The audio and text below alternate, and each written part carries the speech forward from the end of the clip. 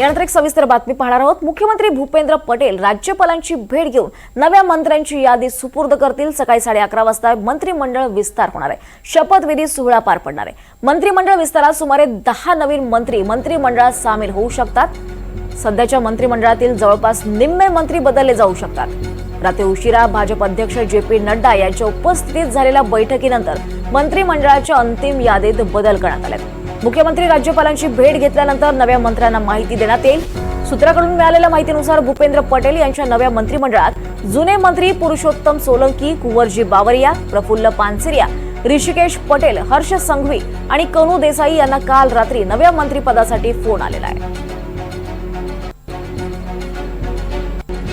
काल मंत्रिमंडळातील सर्व मंत्र्यांनी राजीनामे दिले आणि आज शपथविधी सोहळा पार पडणार आहे। सकाळी 11:30 वाजता नव्या मंत्र्यांचा शपथविधी सोहळा पार पडेल।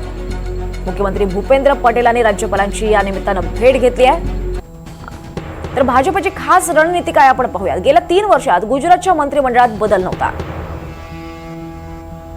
2027च्या निवडणुकांसाठी मंत्र्यांचे राजीनामे घेण्यात आले। अनेक मंत्र्यांचं कामकाज समाधानकारक नव्हतं।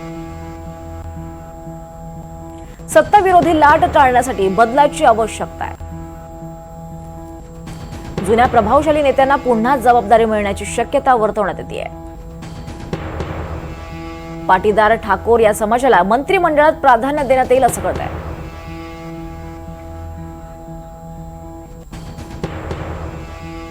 तर थोड्याच वेळात मंत्रिमंडळ विस्तार होईल। नव्या मंत्रिमंडळात जुन्या मंत्र्यांना सुद्धा संधी मिळण्याची शक्यता आहे। गुजरातमध्ये मुख्यमंत्री पटेलांनी राज्यपालांची भेट घेतली आहे। 11:30 वाजता या मंत्र्यांचा शपथविधी सोहळा पार पडतोय। मंत्रिमंडळ विस्तार होणार आहे।